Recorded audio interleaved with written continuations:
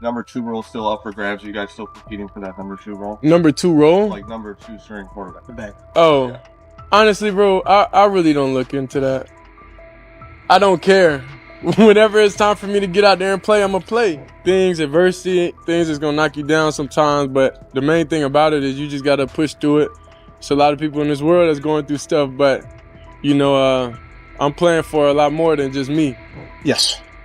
And will he kind of be the backup? Joe will start the game. Dylan will play second. Shedeur will play third. Shedeur Sanders is done with the chatter. After head coach Kevin Stefanski slotted him as the third-string quarterback behind Dylan Gabriel, he didn't blink. No panic, no backpedaling, just steady confidence. He made it clear he won't get caught up in labels or outside noise. Say what you want, but when the stage is brightest, he intends to be brighter. Sanders isn't wasting energy on distractions. He's locked in, focused, and ready to let his play speak for itself the moment he steps on the field. Whenever it's time for me to get out there and play, I'm going to play. Whenever it's time for the lights to come on, I'm going to do my thing. I'm not concerned about when it is. I'm not concerned about, you know, how many reps I'm getting at this point is what it is. Because I know when the lights come on, when everything go on, when the pressure's on, you know who I am. Shedeur Sanders isn't losing sleep over Kevin Stefanski's depth chart or the situation around it. He's certain that when his number is called, the film will force a second look at every assumption. Practice rotations and outside noise aren't his focus. He trusts his preparation and what he brings to the position. The equation is simple. When the pressure is real and the lights are hot, he'll answer it and quiet the doubts. He's not chasing validation anywhere else. The field is where he'll do his talking. This isn't just a solo climb for him either. He views his supporters as part of the mission, not spectators on the sideline. He's navigated stretches like this before and found a way through, and that same mindset drives him now. Every window that opens, he plans to seize.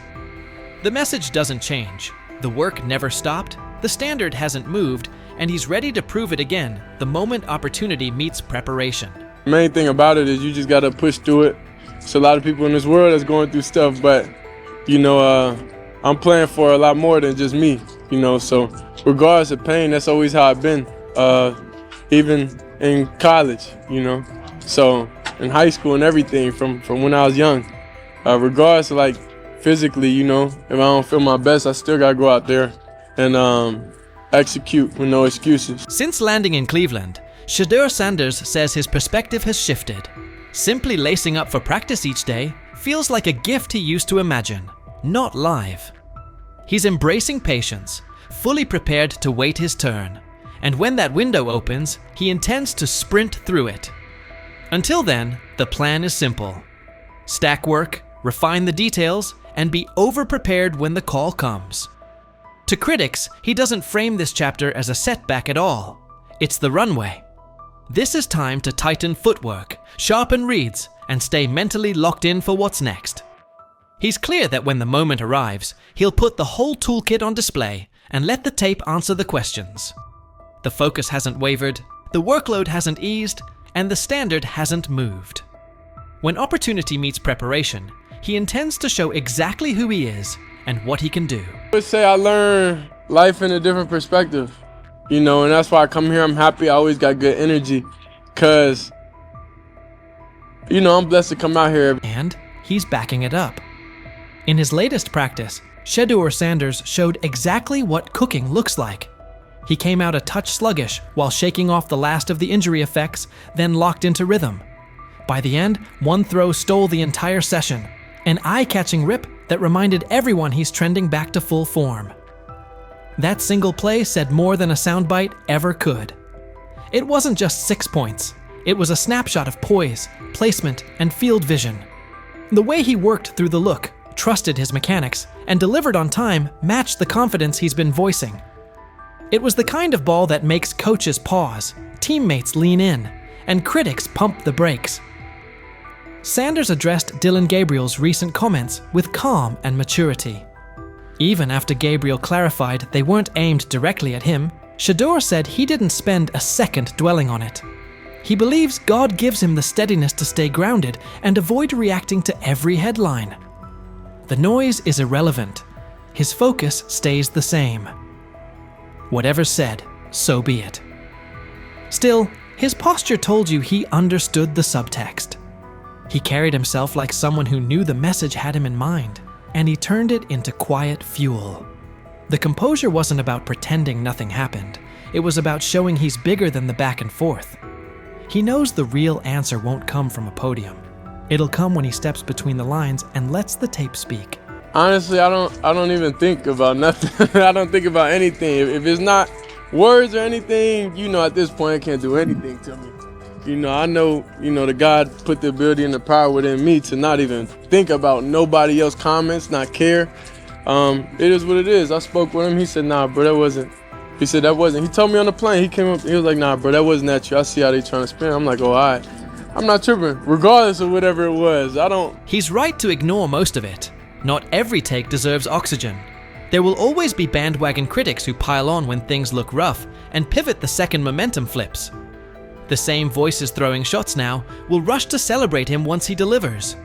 And you can bet Colin Cowherd will be near the front of that line. He's been all in on the skepticism around Shedeur Sanders lately, using every opening to question him.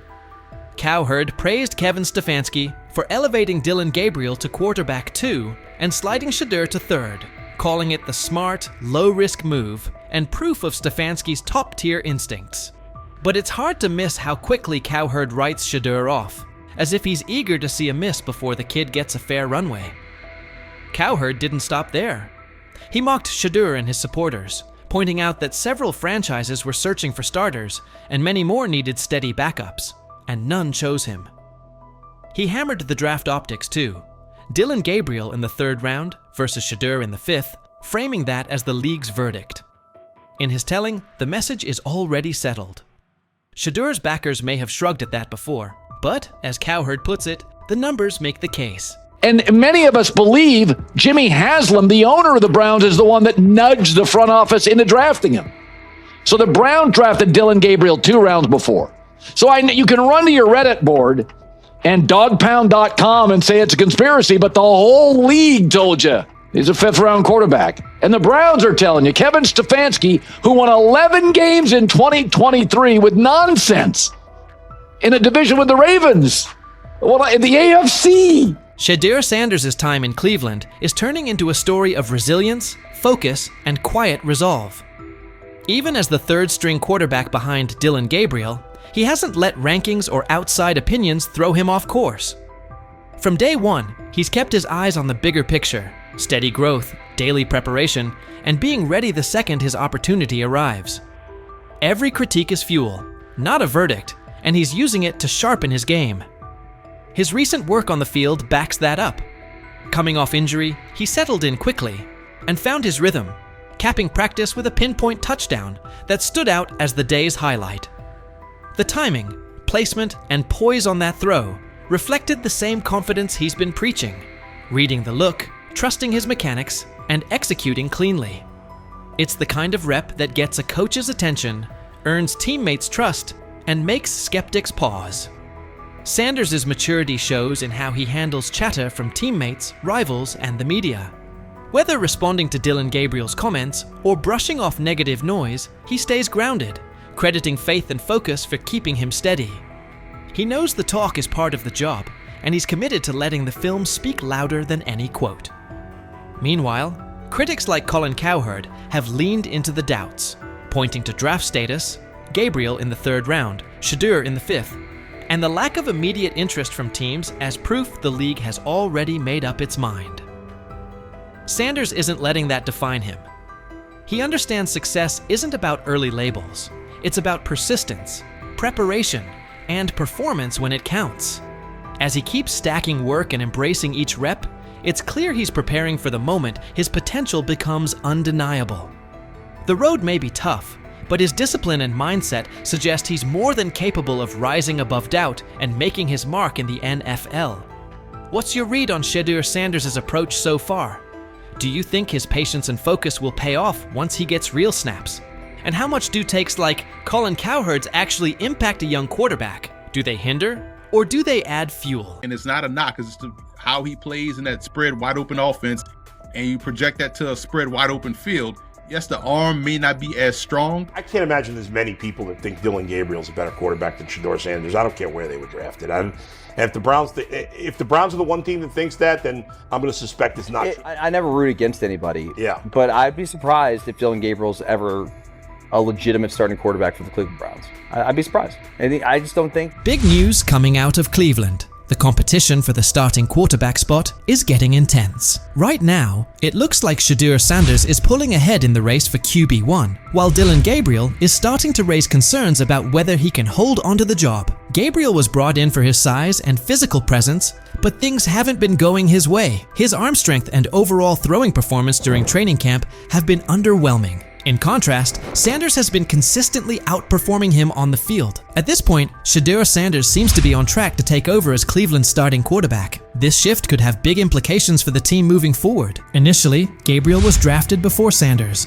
and was widely seen as the likely pick for the top quarterback spot. But there's been one major issue that keeps coming up: his height. At just 5'11", Gabriel's size has become a real concern, especially in a league where physical stature can make a big difference. Throughout training camp, Gabriel has had a tough time making long throws with the kind of ease people expected from him. In a position that demands both power and precision, that's a tough weakness to overcome. Meanwhile, Sanders has continued to turn heads with his ability to deliver accurate deep passes, using his long limbs and natural throwing ability to his advantage. It's become clear that Sanders has taken control of the QB battle during camp, while Gabriel has struggled, particularly when facing pressure or a crowded pocket. That's now led to a lot of talk from analysts, who are wondering if Gabriel's lack of arm strength and ability to perform under pressure might be too big of a hurdle for him to succeed in the NFL. The big question now: how can a quarterback with such a serious gap in his game expect to survive, let alone thrive, in one of the most competitive football leagues on the planet? Gets the ball out, he's accurate. As far as how does that translate to the National Football League, I just don't see it. I don't know why. I'm sure he's a great kid, he plays his ass off, he's a winner, but when I watch him on tape, nothing really excites me about his game other than the fact that he's pretty accurate, got a quick arm. Dylan Gabriel's struggles became pretty obvious during OTAs and minicamps, where some key issues in his game started to show.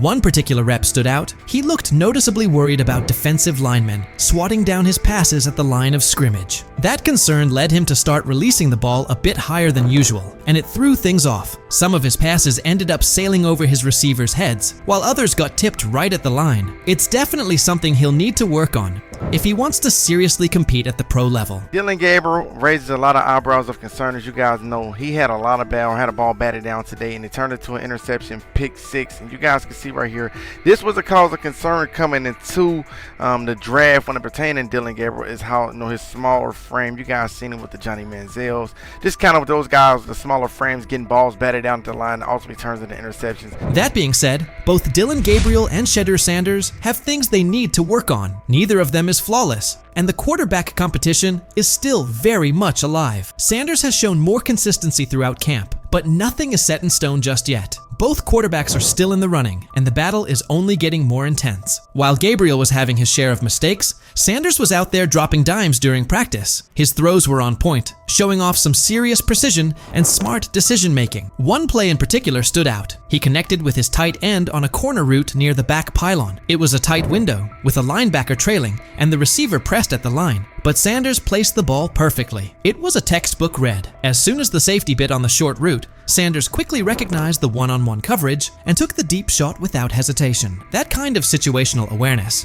paired with his accuracy, is what's giving him the edge right now. There's even been some chatter that Cleveland may have picked up Dylan Gabriel just to block another team from grabbing Sanders. According to reports, owner Jimmy Haslam was very interested in bringing Shedeur on board, but not everyone on the coaching staff was sold at the time. Regardless of those early disagreements, Sanders is proving himself where it matters, on the field, showing that he's ready to compete at the highest level. There's a lot of speculation. He wanted Shedeur Sanders. The staff drafted Dylan Gabriel, Oregon, 2 rounds earlier. And they were doing that not because they necessarily loved Dylan Gabriel, they liked him, but they thought it would stop their impulsive owner from forcing them to draft in round 4 Shedeur Sanders. One thing that's really helped Shedeur Sanders stand out is how well he communicates on the field and takes charge of his teammates. His leadership and calm under pressure have pushed aside any lingering doubts about his potential, and he's steadily climbing to the top of the QB competition. The progress he's made in such a short span is making the coaching staff take a second look at their original plans. At this point, it's becoming clear clear that Sanders is making a serious case to be the future face of the Cleveland Browns. But it's not just the coaches he's winning over. Fans are fully backing him too. Across all age groups, people are showing strong support for Sanders, with many calling for him to be named the starting quarterback. His exciting playstyle, paired with his natural leadership and magnetic personality, has really struck a chord with the fan base. There's a noticeable buzz building around the idea of him leading the team, and fans are clearly invested in his journey. The hype isn't just about what he could become, it's about the energy and spark he's already bringing to the team. Fans want someone who can lead, inspire, and get results. And right now, Sanders looks like that guy. Even veteran quarterback Joe Flacco had high praise for him, saying Sanders puts a smile on his face, not just because of how he plays, but because of the positive vibe he brings to the locker room. It's obvious that Sanders is leaving a strong impression on everyone, from coaches and analysts to his teammates. I don't know if it has an impact on much, but Shedeur's been great. I mean, he's a lot of fun to be around in those meeting rooms, and I think so far there's been, at least once in the meeting room that he's made me crack a smile, and that's what it's all about. He's a young guy trying to learn some football and come out here and practice well and do those things. And like I said, he's been a lot of fun. I mean, he's come up to me and. As the quarterback race in Cleveland picks up steam, it's becoming more obvious that Dillon Gabriel is slipping out of serious contention for the starting role. He came into camp with high hopes, thanks in large part to his size and athleticism, but his recent showings have raised some red flags. Gabriel's inconsistency with deep throws, especially when under pressure, has exposed a major weakness that's tough to ignore. Even with his solid build and physical tools, Gabriel just hasn't shown the kind of arm strength and accuracy needed to compete at the NFL level. His inability to stay composed and deliver under pressure has only fueled more concern about whether he can really hold his own in this league. Meanwhile, Shedeur Sanders is quickly climbing the depth chart, not just because of his standout play, but also due to his physical strength and mental grit. Sanders has been throwing with confidence and precision, even under duress, and he's consistently making smart reads when it counts. His accuracy and decision-making have really popped during training camp. What's more impressive is Sanders' commitment. Even without getting most of the first-team reps, he stayed locked in and kept a disciplined approach. That work ethic, paired with his upbeat personality and leadership qualities, has earned him the respect of both his coaches and teammates. He's become a favorite among the fans, not just for what he's doing on the field, but for the energy he brings to the team overall. With Gabriel continuing to struggle, Sanders is clearly setting himself apart, not only with performance, but with presence. So now the question goes out to Browns fans. With Gabriel trying to find his footing, and Sanders making a strong push with solid play and leadership, who do you see taking over as QB1? Are you holding out hope that Gabriel bounces back? Or do you think Sanders is the obvious choice to lead this team into the future? Let us know what you think and who you're backing. Really, really good. Proud of you. All right. Cool. Really, really nice job. You're not fully proud, kinda. I'm kinda proud. Look, for first side, was a perfect no, but she made plays, she operated. Shedeur he's a very impressive young man. He's poised, he's calm, he's smart. You can tell that he's been raised by, really quite honestly, a Hall of Fame dad. Look, we're gonna get to know him even more. Andrew Berry is back and stunned everyone with a bold call. He bumped Shedeur Sanders ahead of Dillon Gabriel, jumping him from the third spot to the second. Here's the twist.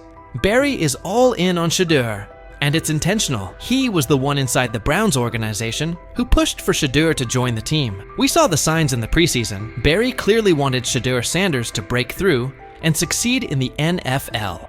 In regards to Shedeur and Theon's not going to interfere. Theon's not going to be calling the coach. Theon's not going to be commenting about Shedeur while he's at Colorado. Lou, I think there's a lot of just fake news out there. All spring, Andrew Berry zeroed in on Shedeur Sanders. His initial plan was to get him in the first or second round. When the board didn't break that way, you could see the urgency. By round 5, Berry pushed the issue. He pressed the Haslams to greenlight the pick and bring Shedeur to Cleveland. His pitch covered more than arm talent and processing speed. He emphasized Shedeur's market presence and ability to lift the franchise's profile. That combination sealed it, and the Browns made the move. From there, Shedeur quickly became one of the team's most visible figures, which many around the league expected. Cleveland then moved Kenny Pickett, narrowing the depth chart traffic and giving Shedeur a cleaner runway to compete for meaningful snaps. The message was simple: opportunity is coming, and the path is clear. After a strong preseason debut, Berry sought Shedeur out and delivered direct praise.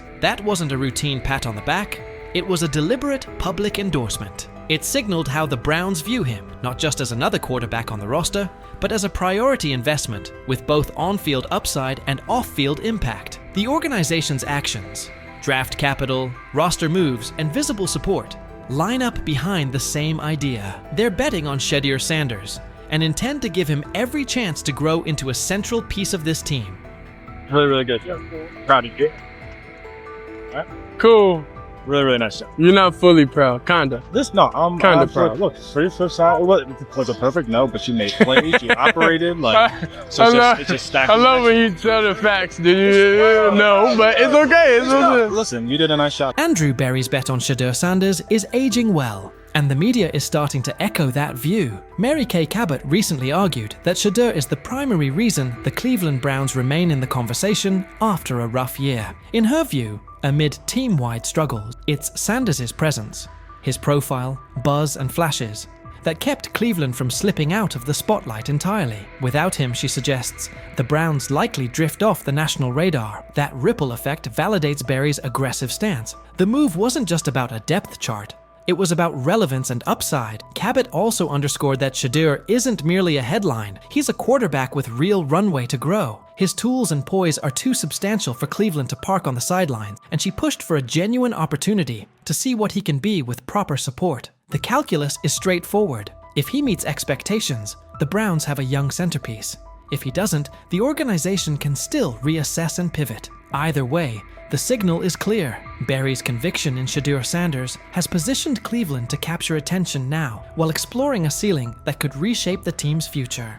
It was too much value to pass up there, a developmental quarterback that they could take a look at and just kind of see what they had. Right now, his upside clearly outweighs the downside. It's a bet the team can't ignore. After Shedeur Sanders' tough preseason outing, when critics jumped in, Andrew Berry didn't let it drift. Instead of excuses, he acted. He pulled the entire offensive line that had been on the field with Shedeur. That decision shook the building and made the front office's stance obvious. Protect the quarterback, give him a fair evaluation, and set him up to succeed. It signaled full investment in his development. Berry's move wasn't just a swap of personnel. It set a standard. He pushed for accountability, demanded changes, and focused on building a setting where Shedeur can grow instead of being put in losing spots. It's one of the strongest steps in reshaping the Browns roster and shows real trust in Shedeur's trajectory. There's also a bigger plan here. These choices aren't only about one game. They're tied to the long-term quarterback picture. With Dylan Gabriel's physical limitations and Kenny Pickett gone,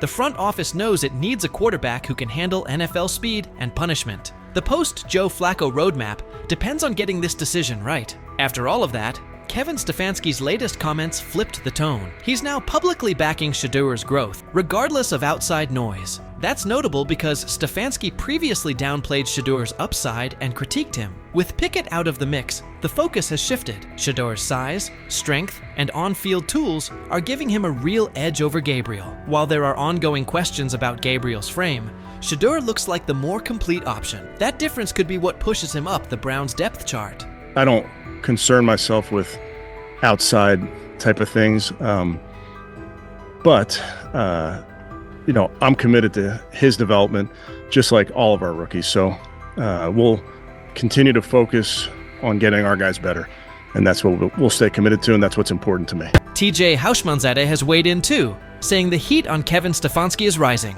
and a lot of it stems from Andrew Berry's aggressive choices. Houshmandzadeh pointed out that the microscope on Cleveland's quarterback plan is getting sharper, leaving Stefanski with little room for error. His warning was direct. If Stefanski keeps capping Shedeur Sanders' role or downplaying his importance, it could put his job at risk. With the front office and fan base tracking every move and Berry firmly behind Shedeur, any attempt to slow him down could push Stefanski onto the hot seat. Bottom line, Berry's steadfast backing of Shedeur Sanders now defines the Browns' quarterback landscape, and the ripple effects are everywhere. From the early draft push to the decisive preseason calls, Berry has made it clear he intends to give Shedeur a real runway. That stance hasn't just shifted the depth chart, it's also forced key figures, Stefanski included, to recalibrate their approach. What used to be a conversation full of doubts about Shedeur's ceiling has turned into a high-stakes pivot point, with Berry's conviction driving the agenda. As the pressure builds, Stefanski stands at a decision point. The spotlight on Shedeur, the expectations from fans, and the backing from the front office leave minimal margin for missteps. Stefanski has to balance his system with the reality that Barry's faith in Shedeur is now central to the team's direction. The future of the position in Cleveland may hinge on how well Stefanski manages that balance. With Barry all in, the trajectory looks promising, but Stefanski's choices in the coming months will determine whether Shedeur's rise takes off or stalls. What's your read on Andrew Berry's aggressive approach and the pressure on Kevin Stefanski? Do you back Berry's unwavering commitment to Shedeur Sanders? Or is it too much risk for a young quarterback? And how do you feel about Stefanski's shift in tone, given his earlier skepticism? Share your take below. Does this pressure cooker sharpen the Browns or set them up to stumble? But if you're the National Football League, okay, clearly it's not about talent anymore. It's about something else. And I'm going to tell you, I spent a large amount of the last 24 hours thinking about nothing more than I was thinking about collusion. The $50 million robbery of Shedeur Sanders. Because that's what I just witnessed. Everywhere we've seen, everything we've seen, everybody that has seen him play said he is the one or two in this draft. I love Cleveland picking this kid. The NFL draft is usually a time of celebration, a moment when dreams come true and talent gets recognized. But in the spring of 2025, that dream took a sharp turn for Shedeur Sanders. Instead of a milestone, it became a nightmare. One that might lead to one of the biggest lawsuits the NFL has faced in years. Shedeur, the Colorado Buffaloes quarterback and son of Hall of Famer Deion Sanders, was once expected to be a top 10 draft pick. But instead, he slid all the way down to the 5th round, pick number 144, by the Cleveland Browns. Now, quiet speculation has grown into loud conversations. Reports say the Sanders family is getting ready to take legal action against the NFL and several team owners, accusing them of collusion, defamation, and causing long-term financial harm. And the more you look into it, the more complicated it seems. From the outside, Shedeur's sudden drop in the draft doesn't add up. What we're looking at is a convergence of a lot of history falling into one weekend. There's a history of the NFL and their ideas about protecting the shield and what they feel like. There's histories of the Sanders, history of the quarterback, which makes this really complicated and pretty much impossible to find one specific answer about why Sanders fell. He was probably already a fringe first-round pick, so some of the mock drafts were wrong. There's probably some owners out there who wanted to humble him and Sanders, and then there's just the talent that was there.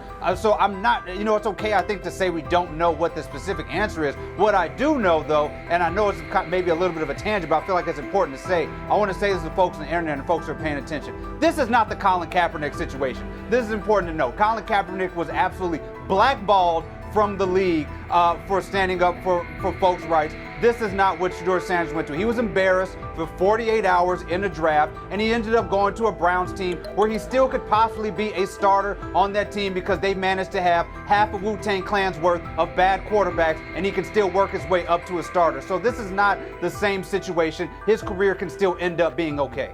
Shedeur Sanders led the entire NCAA in completion percentage with an impressive 74.1%, broke several school records, and was right at the center of what many called the most talked about college football storyline in the last 20 years. With months of hype suggesting he wouldn't fall past the early second round, the expectation was clear. But instead, he had to sit through 3 painfully long days. Then came pick number 144, a moment that quickly went viral for all the wrong reasons. The cameras at his private draft party cut away. The champagne never even got opened. The room went completely silent. Deion Sanders didn't hold back afterward. According to those close to him, he was furious, allegedly saying, "This league just blackballed my son." At first, it sounded like a heartbroken father speaking out, but not long after, the leak started. Because how in the hell does 32 teams in the National Football League pass on a quarterback that was universally recognized one of the top 3 quarterbacks in the country entering this draft, and 32 teams passed on him? Not once, not twice, not 3 times, but 4 different times they passed on him. How the hell does that happen? 4 rounds. It doesn't happen to a quarterback. We've never seen anything like this before. We've seen guys drop because of injuries. We've seen guys drop because of off-field issues, but we've never seen a quarterback projected to be a top 20 pick, universally recognized one of the top 3 quarterbacks in the draft, projected to be a first rounder, in all likelihood a safe bet of a late first rounder, and drop literally to the 5th round. We haven't seen anything like that. So a lot of times when you go to these combine meetings, teams give you things to challenge you. Teams will have a player's worst plays ready for him, and they'll show him his worst plays and say, hey, why don't you explain them? And Shedeur apparently didn't take to it well.